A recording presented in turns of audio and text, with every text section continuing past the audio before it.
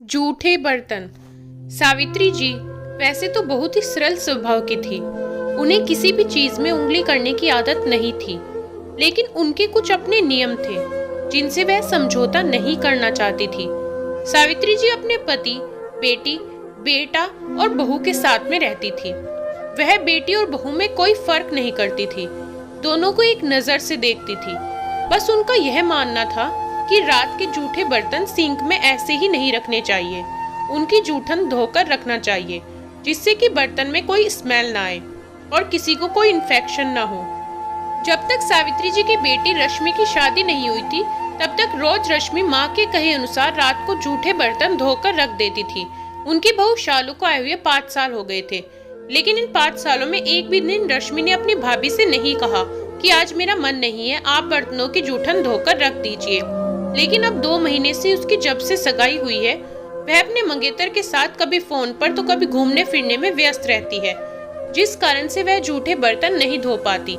इस बात को लेकर सास बहू में रोज तानाकशी रहती है। सावित्री जी रोज रात को बहू से पूछती है कि बहू, तूने बर्तन धोकर रख दिए? बस यह पूछने की देरी है। बहू शालू का मुंह फूल जाता है। ओफो माँ जी, खाना खाते खाते रोज रात को 11 साढ़े 11 बज जाते हैं और सुबह चिंटू का स्कूल 7 बजे लगता है। नींद आने लगती है। वैसे भी सकुबाई सुबह आकर बर्तन मांज देती है, तो झूठा धोने की क्या जरूरत है। और मैं तो कहती हूँ कि आप भी ये सब पुराने और बेतुके नियम हटा दीजिए, कुछ नहीं होता। बर्तनों की जूठन धोने से अब सावित्री जी बेचारी करे तो क्या करे।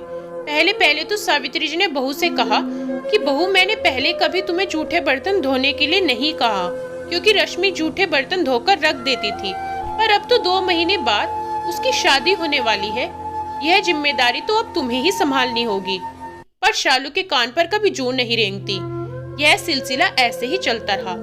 रोज सुबह बर्तनों में कभी मक्खियां तैरती रहती, तो कभी तिल चट्टे मरे रहते।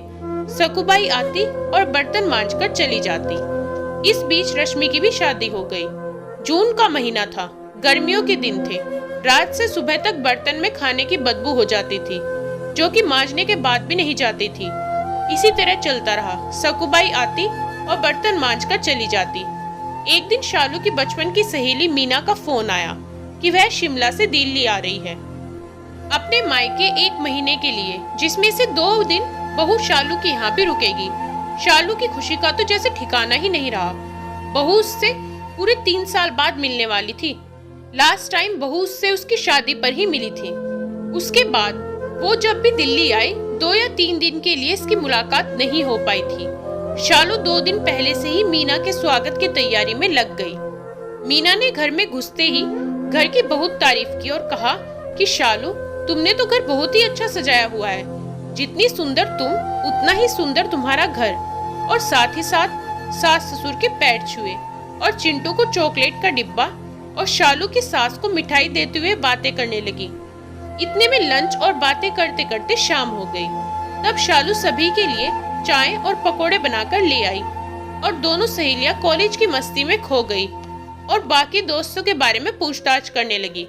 इतने में 8 बज गए और शालू उठने लगी और कहने लगी कि तू शादी का एल्बम देख, मैं तब तक खाना बना लेती हूँ। लेकिन यह क्या, वो जैसे ही रसोई में जाती है, सावित्री जी पहले ही सारा खाना बना चुकी हैं।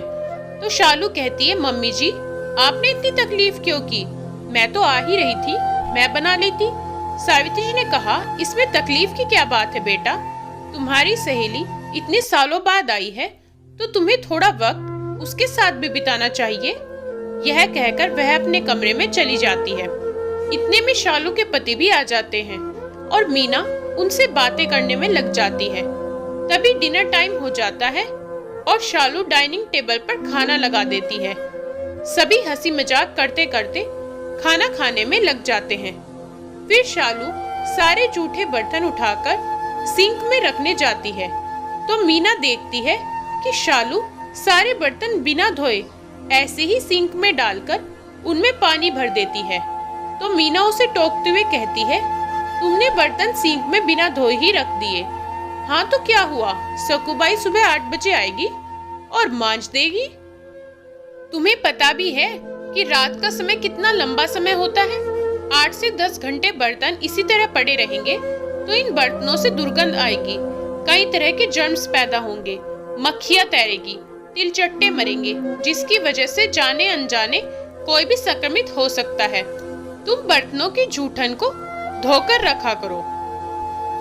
तुम पढ़ी लिखी होकर इतनी लापरवाह कैसे हो सकती हो? और मुझे भी ये नहीं पता था कि तुम पढ़ी लिखी होकर ऐसी गवारों जैसी बातें करोगी। इतनी मॉडर्न होने के बावजूद तुम्हारे ख्यालात इतने दकियानूसी होंगे। मैं तुम्हारी बातों से सहमत नहीं हूँ। मेरा काम तुम्हें समझाना था। समझना या ना समझना यह तुम्हारी मर्जी है।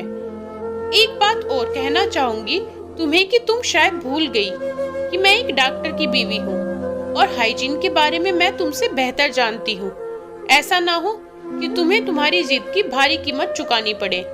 मेरा क्या है, मैं तो आज भर हूँ, कल सुबह रवाना हो जाऊंगी। यह घर तुम्हारा है और इसकी सुरक्षा तुम्हारे हाथ में है।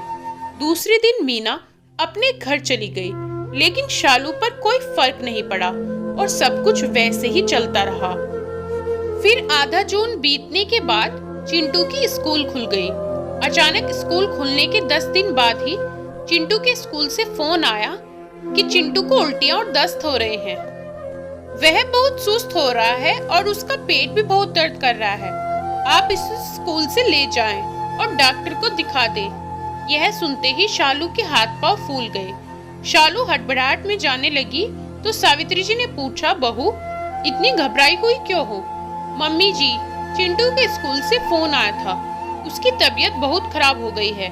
उसे उल्टियां और दस्त हो रहे हैं, पेट में भी बहुत दर्द है और वह सुस्त भी हो गया है। उसे डॉक्टर के पास ले जाना होगा।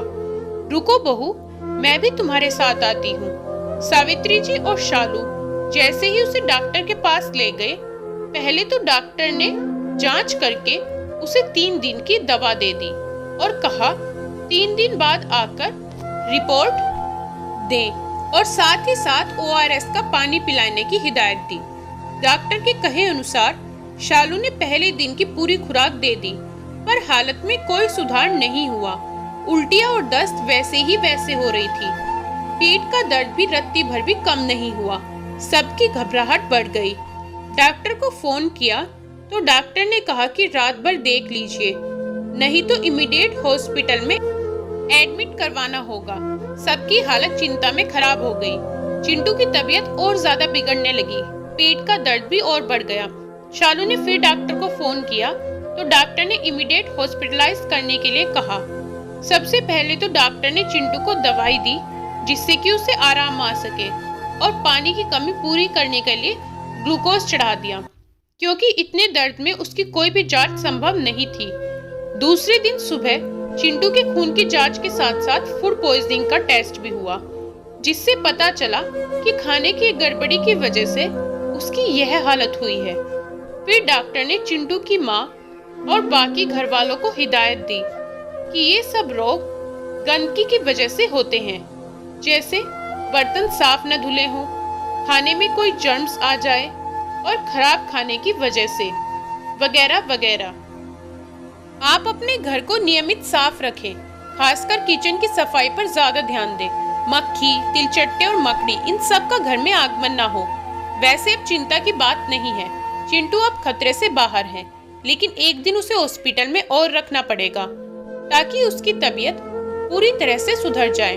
डॉक्टर की बातें सुनकर शालू को सावित्री जी और मीना की बातें एक एक करके जहन में आने लगी और उसे अपनी गलती का एहसास भी हो गया और उसे यह भी समझ में आ गया कि उसकी छोटी सी लापरवाही की वजह से आज उसका बच्चा कितनी बड़ी मुसीबत में आ गया। उसने तुरंत सावित्री जी के पैर छुए, उनसे माफी मांगी और सावित्री जी ने भी उसे खुले दिल से माफ कर दिया और कहा कि बहू कोई बात नहीं, तुम्हें मेरी और तुम्हारी सहेली की बात नहीं समझ में आई तो क्या हुआ, डॉक्टर की बात तो समझ में आ गई, इतना ही काफी है। और वैसे भी एक कहावत है, सुबह का भूला अगर शाम को घर लौट आए तो उसे भूला नहीं कहते। इतना ही नहीं, उसने फोन करके अपनी सहेली मीना से भी अपने किए के लिए माफी मांगी। दोस्तों, यह कहानी सावित्री जी के घर की नहीं, घर घर की कहानी है। हम में से ज्यादातर महिलाएं वही करती हैं जो सावित्री जी की बहू ने किया है। सफाई की ओर ज्यादा ध्यान नहीं देती, लेकिन हम सबको यह समझना पड़ेगा कि हमारी छोटी सी लापरवाही की वजह से हमें इसकी भारी कीमत चुकानी पड़ सकती है। इसलिए हमें किचन की सफाई पर ज्यादा ध्यान देना चाहिए। आशा करती हूँ ये कहानी आपको जरूर पसंद आई होगी। कहानी पसंद आए तो वीडियो को लाइक, शेयर और चैनल को सब्सक्राइब जरूर कीजिएगा।